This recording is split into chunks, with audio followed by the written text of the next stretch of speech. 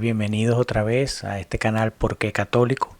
Que la gracia del Señor Jesucristo, el amor del Padre y la comunión del Espíritu Santo esté con todos nosotros. Como empezamos a hablar la semana pasada de mi experiencia después que hice el Emaús, tratando de conocer más a Cristo, y una de las primeras cosas con que me encontré fue con su iglesia. Por lo menos me encontré con la pregunta de por qué pertenecer a una iglesia y a cuál iglesia pertenecer. La semana pasada hablamos de que nombramos en Efesios 5 cómo para Cristo era muy importante la iglesia, ya que Cristo es la cabeza de la iglesia es la esposa de Cristo y Cristo da la vida por ella. Eso lo conversamos la semana pasada. También hablamos de que Cristo sí fundó una iglesia y la fundó sobre Pedro. Mencionamos Mateo 16, ¿verdad? Y ahora vamos a continuar con cómo dio Jesucristo esa autoridad, a quién le dio esa autoridad de llevar adelante su iglesia, que nada más y nada menos tiene la función de continuar la obra de Cristo en la tierra, ¿verdad? La iglesia es instituida por Cristo para nuestra salvación, porque Cristo vino a salvarnos. Eso es lo que todos los cristianos creen. Y no se le puede restar la importancia porque Cristo dejó la iglesia como un instrumento de salvación. Eso lo demuestran muchas veces las Escrituras. Pero hoy particularmente vamos a hablar de cómo fue que yo descubrí otras cosas sobre la iglesia. Porque si muy bien vimos que Jesucristo sí fundó una iglesia en Mateo 16, ¿sí? Que es muy importante para él, todavía faltan muchas cosas. Yo en ese momento, hasta lo que hablamos la semana pasada, en mi caminar, todavía no era suficiente el argumento como para decir es la iglesia católica, me tengo que pertenecer a la iglesia católica. Entonces vamos a seguir buscando eso, rebuscando eso. Yo estoy caminando otra vez sobre mis propios pasos para compartir simplemente eso con el que lo quiera escuchar. Yo sé que muchas veces uno escucha mucho en la calle, mucha información, ¿sí? de varias personas que nos dicen muchas cosas, pero yo lo que quiero aquí es compartir cómo fue que yo descubrí mi fe, así de sencillo. Entonces, la semana pasada que hablamos de Mateo 16, ¿verdad? Hoy vamos a continuar de donde lo dejamos la semana pasada. Vamos a ver qué nos dice. En Mateo 16, del versículo 18, después de que Jesucristo le pregunta a los discípulos de quiénes dicen que soy yo, quién dicen ustedes que soy yo, y Pedro les responde que tú eres el Mesías, el Hijo del Dios vivo. Entonces Jesucristo vemos cómo le responde y le dice, y yo en mi vez te digo que tú eres Pedro, y sobre esta piedra edificaré mi iglesia, y las puertas del Hades no prevalecerán contra ella. Solo hablamos la semana pasada que sobre la piedra de Pedro Jesucristo va a fundar su iglesia que él va a edificar. Y sigue diciéndole así, a ti te daré las llaves del reino de los cielos. Y estas llaves, haciendo una pausa aquí, son un signo o un símbolo de autoridad. Eso lo podemos ver más adelante también en Isaías 22. Vemos qué simbolizan esas llaves, qué son esas llaves, qué representan esas llaves en el reino davídico, que es el reino que Jesús va a heredar, ¿correcto? Pero son, en pocas palabras, son un signo de autoridad. A Pedro, Jesucristo le da las llaves del reino de los cielos. Y yo particularmente quiero estar en la iglesia donde estén esas llaves. ¿Ok? Además le sigue diciendo, y lo que ates en la tierra quedará atado en los cielos, y lo que desates en la tierra quedará desatado en los cielos.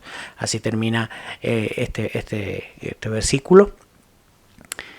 Y aquí podemos ver claramente que Jesús le da una autoridad grandísima a Pedro, diciéndole que lo que ate en la tierra quedará atado en los cielos y lo que desates en la tierra quedará desatado en los cielos. Está significando que Cristo va a validar todo lo que Pedro dice aquí en la tierra. Y esta figura de Pedro, ¿ok?, va a permanecer, porque si la iglesia solamente va a durar, o la autoridad que Cristo dejó en la persona de Pedro solamente va a durar la vida de Pedro, la vida de un humano, entonces la iglesia tendría fecha de caducidad. Pero más adelante vamos a ver lo que es la sucesión apostólica y cómo esta autoridad y este poder persiste en la iglesia hasta hoy. Entonces ya aquí vemos claramente que Jesucristo otorga una autoridad especial sobre Pedro y a su vez también sobre los apóstoles. Podemos verlo también en otra parte de la Escritura, porque Jesucristo no vino solamente a redimirnos a través de su pasión, muerte y resurrección, sino también vino a hacer otras cosas, entre ellas eso, fundar la iglesia. Y lo primero que él hace es escoger a unas personas. Y a esas personas le da un poder para que vayan a obrar en nombre de él. Lo podemos ver en Lucas 9, en los versículos 1 y 2. Dice así: convocando a los 12, les dio autoridad y poder sobre todos los demonios y para curar enfermedades. Y los envió a proclamar el reino de Dios y a curar. Esta cita bíblica nos habla de que Jesucristo le da el poder que él tiene, ¿verdad? Se lo confiere a esos 12 que ya previamente había escogido. Entonces es por eso que nosotros pensamos y sabemos que la iglesia tiene que ser apostólica, ya que Cristo le dio ese poder a sus discípulos. No se lo dio a todo el mundo. Fíjense que Lucas nos especifica ahí que les dio a los 12. ¿Okay? Para hacernos entender de que no fue a todo el que le predicó que le dio ese poder precisamente. También podemos ver, ¿verdad?, en Lucas 22, 31-32, cómo Jesucristo ora por Pedro. Esto fue en el marco de la última cena. En el versículo 31 y 32, Jesucristo le dice así a Pedro, le dice: Simón, Simón, mira que Satanás ha solicitado el poder de cribaros como trigo, pero yo he rogado por ti para que tu fe no desfallezca. Y tú, cuando hayas vuelto, confirma a tus hermanos. Entonces Jesucristo está dando enfrente de todos los discípulos. Fíjense que dice: Simón, Simón, mira que Satanás ha solicitado el poder de cribaros, de sacudirlos, a todos, no solamente a él.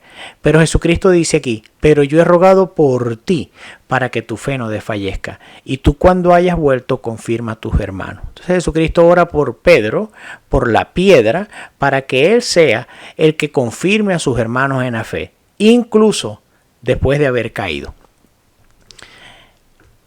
Esta es la figura de Pedro, que en la Iglesia Católica la conocemos como el Papa.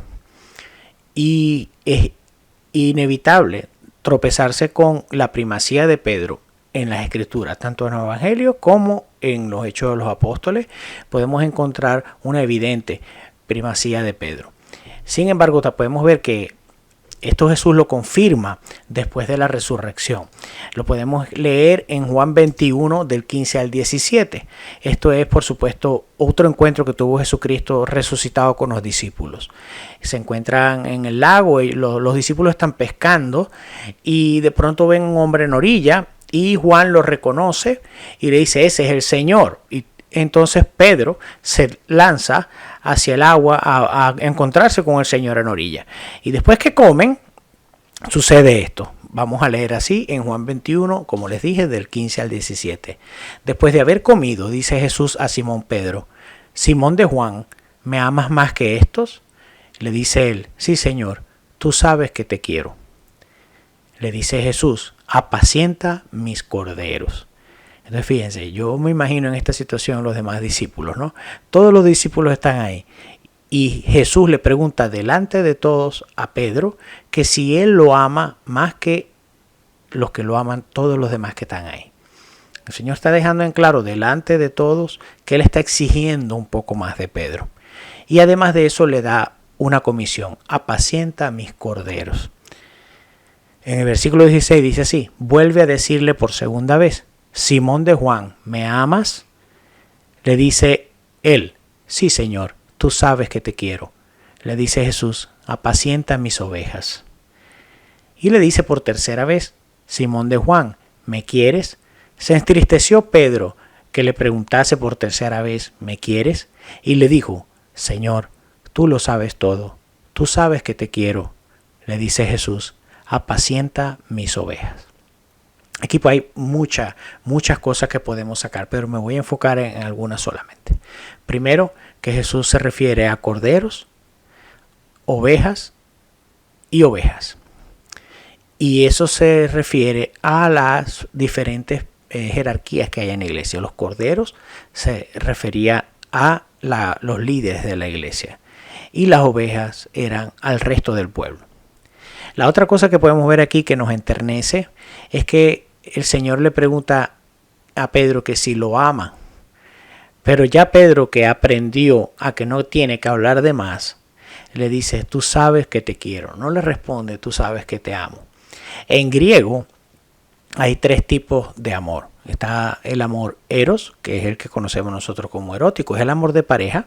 Está el amor filio, que es entre familia, ¿verdad? Entre padres e hijos, entre hermanos, entre amigos también muy cercanos, el amor filio. Y está el amor ágape, que es el amor ese de entrega, el amor total.